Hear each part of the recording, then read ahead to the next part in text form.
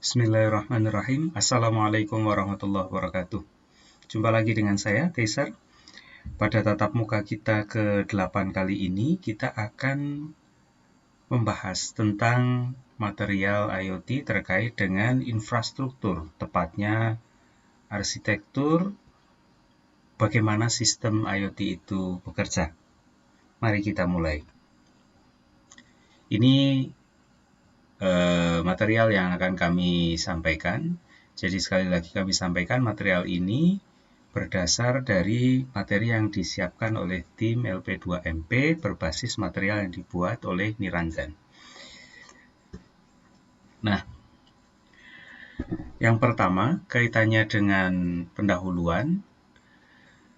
Sekedar mengingatkan kembali bahwa IoT adalah network atau jaringan dari objek fisik atau sesuatu yang terkait dengan aspek elektronik, software, sensor, dan konektivitas jaringan, di mana kondisi tersebut memungkinkan objek itu untuk dikoleksi datanya maupun mengadakan tukar-menukar data.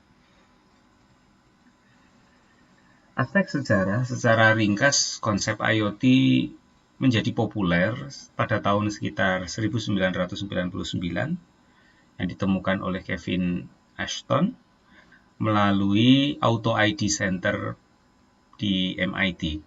Dan ini berkaitan dengan kepentingan aspek market, analisis market. Jadi saat itu yang bersangkutan melakukan publikasi analisis market sehingga beliau membuat konseptual Auto ID Center. Nah, oleh karena itu pembangunan Auto ID Center ini sangat lekat dan berbasis pada RFID atau Radio Frequency Identification yang menjadi prerequisite untuk IoT pada saat itu, gitu ya. Nah, pada tatap muka kita kali ini, saya akan mencoba untuk menayangkan sebuah video dari YouTube nanti selama kurang lebih 2 menit terkait bagaimana RFID melakukan bridging dari komponen fisik menjadi komponen network data yang bisa digunakan untuk mempermudah aktivitas kerja kita. Kemudian kalau kita berbicara structure of IoT itu prinsipnya begini, IoT dapat dilihat sebagai network yang sangat besar yang terdiri dari berbagai network yang terlink dengan berbagai perangkat dan komputer. Semua saling berhubungan melalui intermediasi teknologi di mana berbagai teknologi seperti RFID, wireless koneksi, bisa menjadi faktor yang memungkinkan terjadinya konektivitas. Biasanya bisa berawal dari tagging. Tagging pada tingkat device layer biasanya akan dilakukan tugasnya oleh RFID, ya. Kemudian ada sensor yang menjembatani RFID, kemudian bagaimana mengkoneksikan dan sebagainya. Itu bagian-bagian dari structure of IoT. Ini contoh dari aplikasi RFID pada proses produksi, logging, warehouse, dan distribusi produk. The time factor plays a key role in the process of getting a product from its manufacturer to its point of sale, because time is money.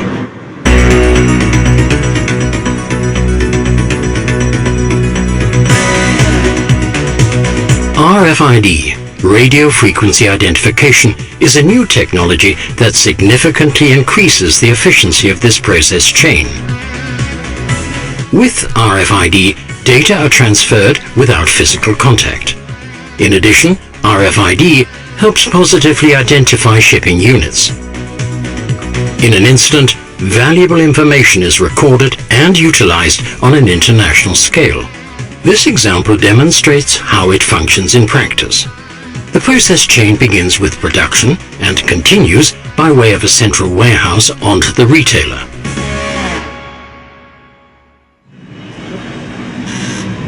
In the manufacturer's warehouse, goods are prepared for distribution to retailers. Without RFID, order picking of mixed pallets for delivery to department stores or supermarkets can be extremely time-consuming. Why? Because it requires a whole series of individual steps, most of them manual.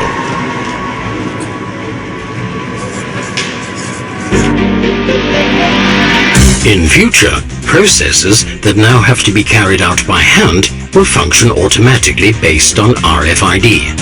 The key is the RFID transponder, which can be affixed to boxes and pallets as early as the production stage. Communication between transponders and RFID readers is fully automatic. They practically do the work by themselves. Readers installed at various points in the sorting and order picking process register the electronic product codes stored on the transponders the moment they come into range. These data are immediately transferred to the central logistics and merchandise management system. Within seconds, the goods delivered are compared in detail with the goods ordered.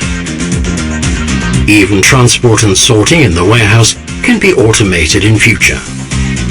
RFID tags indicate where each product belongs. This enables the hanger goods sorter, for example, to transport the merchandise to its intended destination. The faster the goods leave the warehouse, the more efficient the process. Oke, jadi teknologi RFID kalau kita melihat arsitektur of IoT ini ada pada level paling bawah, device layer. Jadi device layer terdiri dari beberapa perangkat atau gateway yang memungkinkan komunikasi awal fisik. Jadi komunikasi fisik menjadi komunikasi input data yang siap ditransfer pada network layer.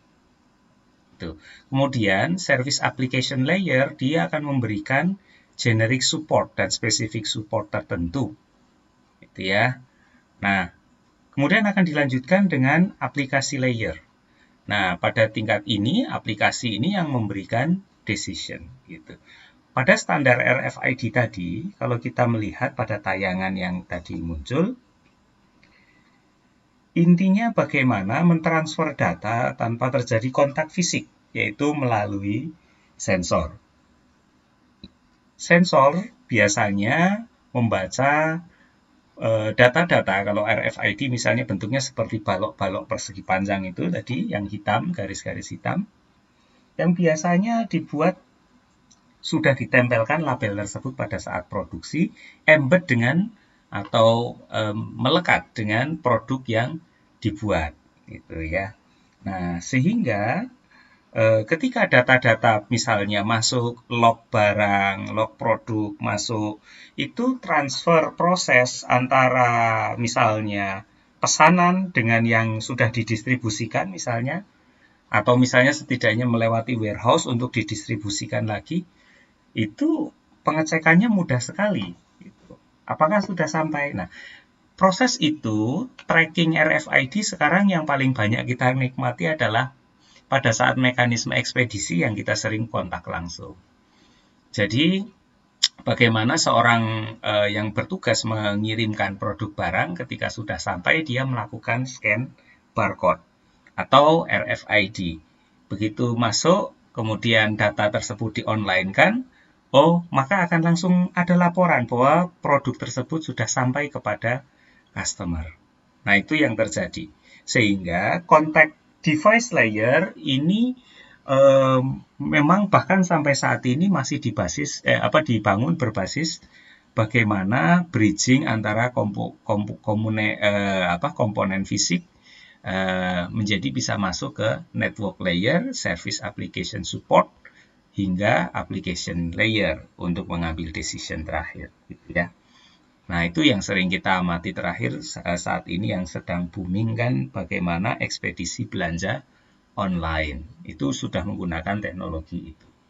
Nah, Pemanfaatan arsitektur of IoT ini banyak, mulai dari smart cities.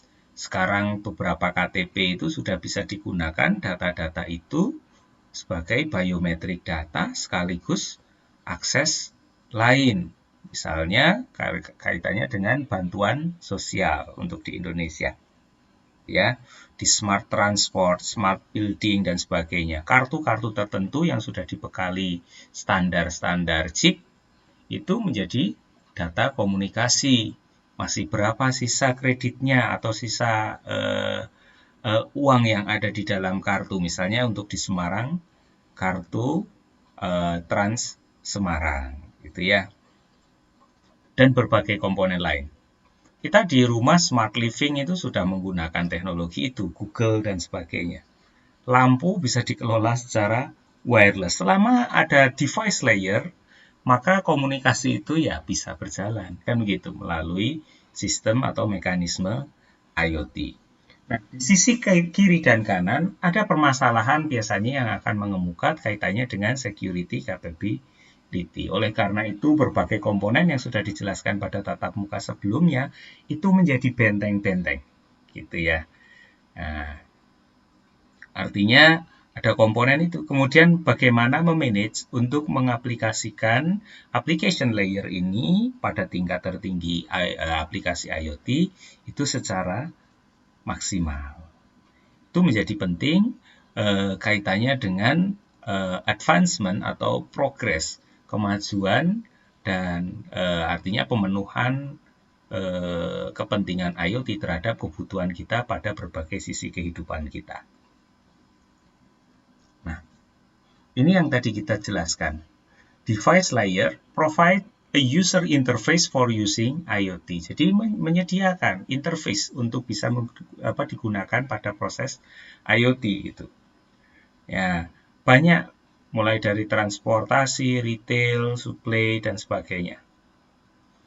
Nah, yang digunakan bisa jadi bentuknya GPS. GPS itu tagging lokasi. Itu paling gampang alat yang kita lihat. Jadi kalau kita menggunakan HP ber-GPS, sebetulnya misalnya tagging kita itu selalu diikuti, maka akan mudah sekali. Bagi para suami bisa mengikuti istrinya melalui WhatsApp dengan aplikasi GPS.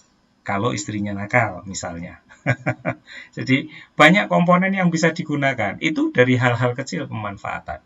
Giroskop, akselerometer, Wi-Fi, Ethernet, Bluetooth itu device layer yang memberikan interface awal sehingga bisa diterjemahkan data-data itu menjadi data komputerik gitu ya. Artinya terkait dengan data komputer. Nah, kalau sudah di itu proses selanjutnya akan menjadi gampang. Jadi ini main gate-nya ini gitu, device layer ini.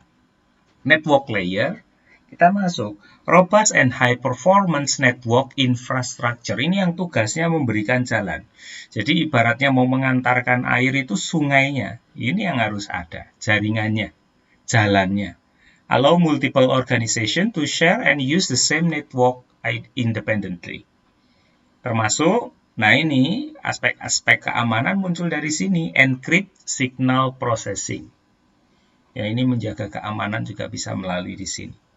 Maka kalau kalian menggunakan service ISP, jadi Internet Service Provider dan sebagainya, pastikan menggunakan yang terpercaya, trustworthy. Kalau enggak, bahaya, kan gitu.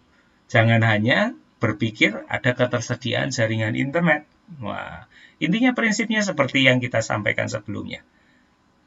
Data kita itu lewat mana? Kalau kita lewat jalan tol, maka pemilik jalan tol berhak memantau lalu lintas yang ada di jalannya. Nah itu, sehingga pada network layer ini memiliki aspek kepentingan yang cukup besar juga. Ya. Kemudian service layer, also termed as application service layer. Jadi dia memiliki tugas untuk mengcapture atau menangkap sensor data secara periodik. Kemudian melakukan data analisis yang dipandang relevan untuk kemudian digunakan sebagai raw data. Setelah dianalisis, di streaming, disampaikan kepada layanan lanjutan.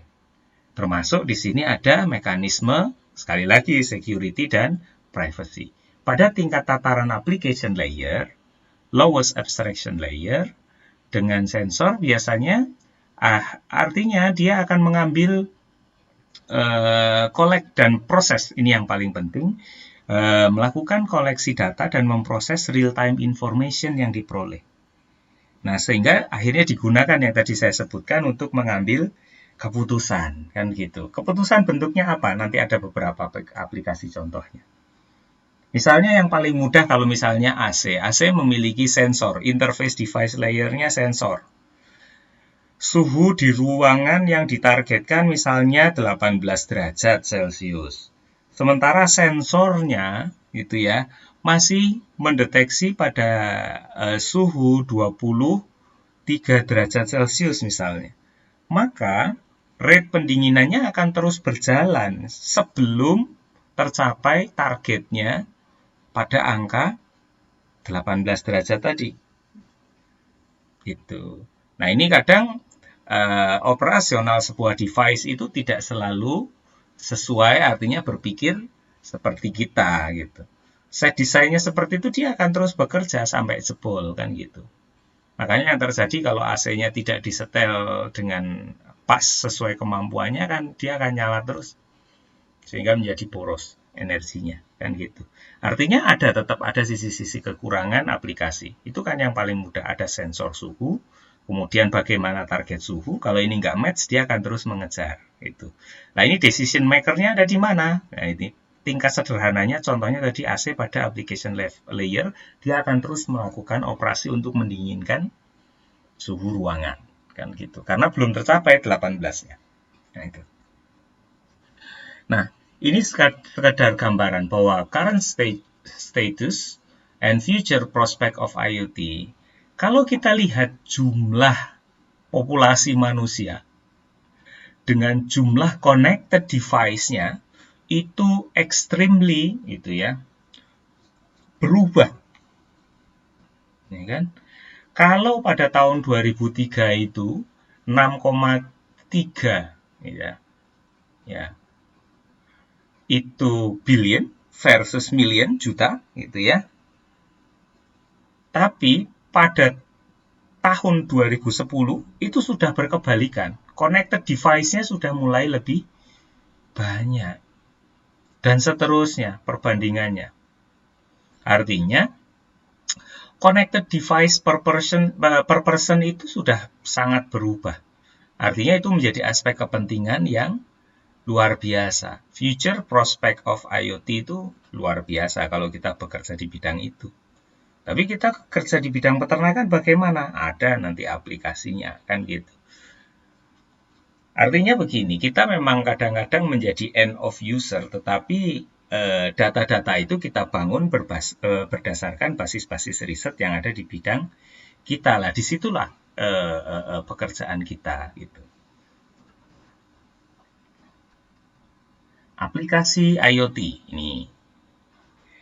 Nah, banyak. Manajemen energi, transportasi, living gitu ya, kesehatan, manufacturing, media dan seterusnya. Banyak.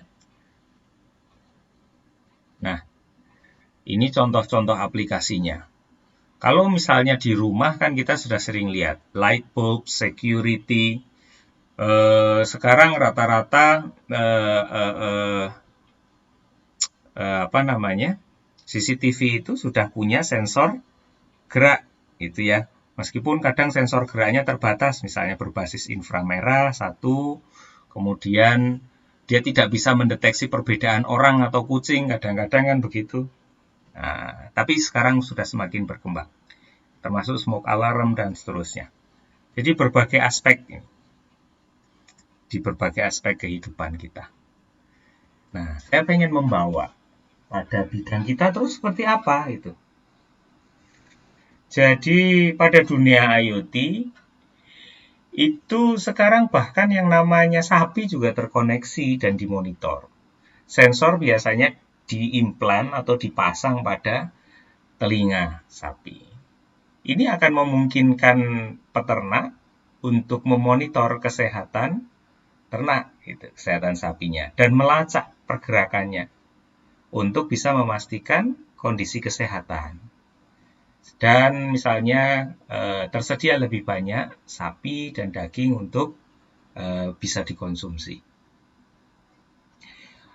Rata-rata setiap ekor sapi mengenerate sekitar 200 megabyte informasi per tahun. Ya, mungkin lebih dari itu, tetapi yang bisa kita generate, kita transkripsikan kan mungkin baru 200 mega gitu. Lalu itu untuk apa saja ya? Teknis kepentingannya begini kan gitu. Kalau kita melihat movement sapi, kemudian kita bisa meng-cross dengan data pada pastur gitu ya. Jauhannya cukup enggak misalnya. Kalau nggak cukup, berarti kita harus herding, digiring beda ke tempat yang berbeda sehingga kecukupan pakannya menjadi lebih memadai. Atau misalnya kita bisa mendeteksi kenapa ngumpulnya di situ terus, itu paling banyak, tapi di tempat paling banyak pun masih kurang. Oh, berarti kita harus memberikan pakan tambahan. Jadi 200 mega yang bisa kita interpretasikan, tetapi mungkin lebih dari itu kan begitu. Nah, meskipun itu hanya satu. Nah, terus karena saya banyak bekerja di bidang perunggasan, saya harus menampilkan juga bidang perunggasan kan gitu. Ini adalah gambaran 3D printing pada industri perunggasan. On-site printing plus yang bisa artinya kaitannya dengan bahan material plastik atau metal atau logam gitu ya. Kalau pada satu kasus dibutuhkan gitu untuk kepentingan keselamatan. Keselamatan buat siapa? Bahkan orang di luar sudah berbicara pada tingkat keselamatan hewan, gitu ya. Dalam hal ini ayam. Ini contoh, dia difabel. Jadi tidak bisa lagi, gitu ya. Ada permasalahan. Direkonstruksi lagi, 3D printing, sekarang bisa jalan lagi. Foghorn the rooster with his new feet, gitu ya. Ada, tapi riset ini kan kadang-kadang tidak setara kepentingannya, kan gitu. Tapi ini bisa dilakukan gitu. Artinya dia meng-capture device, putusnya kaki seberapa, kemudian dibuatkan sepatu desainnya seperti apa. Ada komponen device layer, network layer, dan seterusnya, hingga ada decision-nya ada di aplikasi IoT tadi sebagai decision-nya. Oh, diperlukan bentuk kaki seperti ini. Misalnya. Ini ada lagi. Kalau dari human welfare standpoint atau sudut pandang welfare-nya manusia, mengelola kandang itu kan sebetulnya faktor yang beresiko tinggi gitu ya untuk kesehatan. Kalau di kandang misalnya kadar CO2, kadar amonia itu menjadi komponen-komponen termasuk debu PM 2.5 dan seterusnya. Itu menjadi permasalahan iritan gitu. Sehingga biarkan saja robot yang melakukan pekerjaan yang kotor-kotor tersebut gitu ya. French Space Octopus Robot, jadi robot octopus gitu ya, yang dibuat ilmuwan Prancis, didesain untuk sepenuhnya otonomus untuk bisa mengontrol kebersihan, penyakit, infeksi pada kandang melalui mekanisme kinerja fisiknya gitu. Dia juga bisa melakukan evaluasi kondisi lingkungan, temperatur, humidity. Nanti akan memasukkan informasi data. Jadi sambil dia bekerja di dalam, itu dia akan melaporkan gitu. Oh, pada bagian ini suhu RH-nya berapa, karbon dioksidanya berapa. Kalau ada alert, maka akan ada tindakan lanjut. Misalnya, oh harus mengoperasionalkan kipas untuk membuang misalnya exhaust fan. Jadi ada interkoneksi gitu ya. Dari data-data awal yang bisa diperoleh gitu ya. Kemudian ini gambaran lagi. Sensor for individualized monitoring. Jadi ini contohnya DOL53 sensor yang didesain oleh Big Dutchman. Itu gunanya untuk menginput data. Baik misalnya karbon dioksida dan berbagai komponen mikroklimat lainnya, Setelah itu akan dihubungkan dengan device controller untuk operasional exhaust fan. Ini kalau kita lihat gambaran yang agak buram itu, jadi dia akan bertugas untuk menciptakan negatif pressure, gitu ya, untuk membuang udara dari dalam ke luar, sehingga dan akhirnya otomatis juga sekaligus menarik udara bersih dari luar ke dalam. Nah, kondisi ini akan memungkinkan ketersediaan kondisi mikroklimat yang lebih baik bagi ayam. Sensor ini biasanya dipasang pada beberapa titik. Di fakultas kita bagaimana? Kita punya sensor, tapi baru sensor suhu. Gitu ya. Nah, di satu kandang ada suhu dan kelembaban. Namun, ini ketika operatornya itu tidak siap move on, dia siapnya dengan manual saja. Operator kandangnya maunya bekerja manual, sehingga sensor suhu dan kelembaban yang sudah ada menjadi terabaikan. Meskipun yang suhu masih bekerja, tapi kelembaban nyaris diabaikan. Kan gitu. Bahkan kadang suhu pun dia set manual. Jadi kepentingannya menjadi aneh gitu. Nah, oleh karena itu kalau memang disediakan alat teknologi yang canggih, ya kita harus siap move on. Kalau enggak akan useless gitu ya. Karena pola mindset kerja kita menjadi tetap lama. Kemudian ini ada lagi PMSI, Monitoring Controlling System. Dia memasukkan log berbagai data, kemudian berdasarkan data itu mengambil keputusan. Oh, misalnya pakannya kurang. Oh, ini motor untuk auger, grill di augernya berarti harus jalan. Silonya harus mendispense pakan misalnya. Kemudian telur, gitu ya. Telur otomatis jalan, gitu ya. Misalnya untuk tipe cage atau biasanya paling tidak kalau ada nest box-nya itu akan otomatis telurnya itu berjalan ke arah yang lebih rendah. Kemudian otomatis dikoleksi. Sehingga orang hampir tidak pernah masuk ke dalam kandang selama pemeliharaan ayam. Gitu ya. Maka tidak heran kalau kalian masuk ke kandang ayam pembibit ya, tidak seperti ayam kampung yang ada di kampung kalian, ayamnya lari ketemu kalian, tapi karena kalian yang masuk ke ruangan dia nggak pernah melihat orang, mereka nggak akan takut dengan kalian gitu.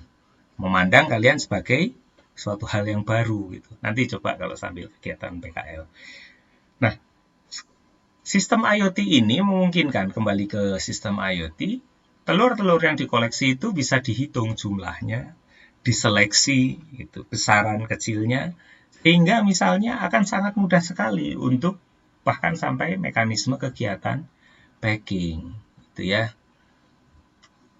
Standar ukuran berapa, grade berapa, itu masuk sudah. Ini pekerjaan yang tidak terlalu susah, gitu ya. Atau bahkan ini ada lagi yang unik, karena kepentingan animal welfare awareness ini, yang sudah bergulir sejak awal 90-an, gitu ya. McDonald juga memberikan fasilitasi team up dengan beberapa researcher. Intinya begini, memang belum tentu dia disediakan lingkungan untuk betul-betul memberikan free range atau kalau sapi kan padang penggembalaan gitu ya, dia diberikan untuk bisa lepas berjalan di dunia di padang rumput misalnya, mencari makan di sana. Ini tidak, dia diberikan pengalaman virtual reality seperti ada di free range. Jadi unik-unik saja gitu, termasuk memberikan laporan vokalisasi, itu ada mikrofonnya, di matanya ada sensornya. Nah, kondisi ini memungkinkan dia menikmati lebih meskipun berada pada captivity, pada kandang yang relatif kecil ekspektasinya. Tapi ini mesti teknologi yang sangat mahal yang belum tentu aplikatif. Tetapi ini sudah mulai dicoba untuk ditrial oleh beberapa ilmuwan. Nah, ini bagaimana menjawab beberapa permasalahan. IoT memiliki peran gitu ya. Jadi di Eropa itu telur dengan standar animal welfare, free range, itu harganya lebih mahal.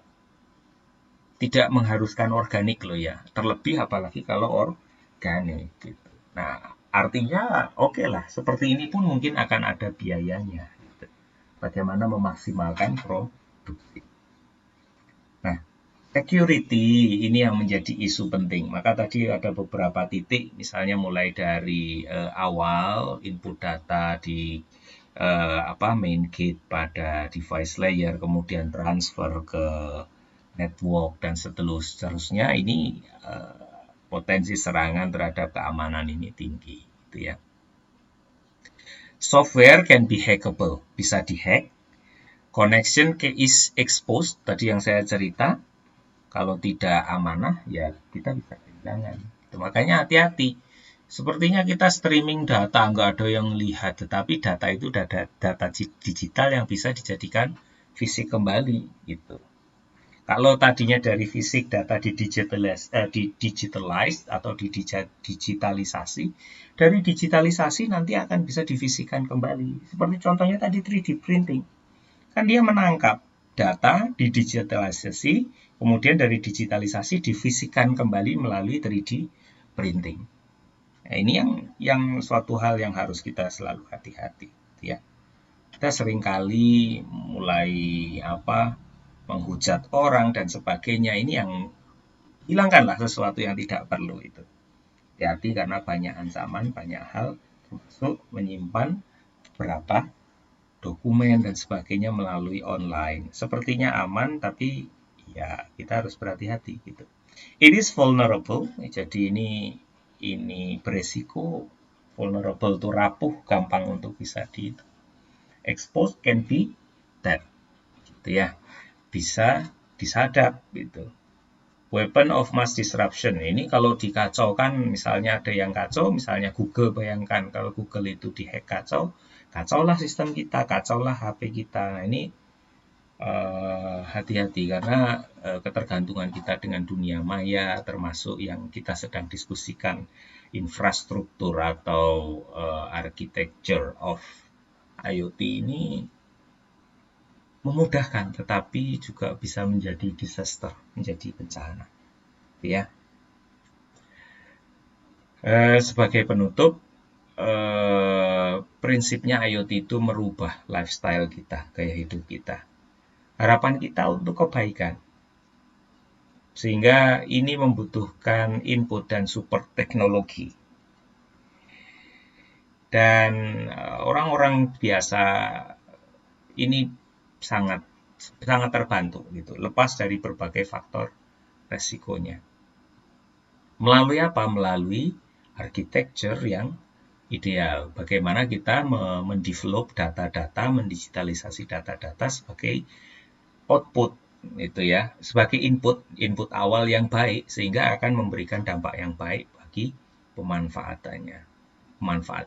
Kalau inputnya salah, nah ini, maka desainernya, konseptual programmernya untuk membuat IoT ini harus ideal ketika dia memformulasikan keputusan yang diambil, decision-nya pada komponen IoT-nya. Oke. Saya rasa itu dari saya yang bisa saya sampaikan. Kita akan memasuki sesi diskusi 15 menit ke depan. Assalamualaikum warahmatullahi wabarakatuh.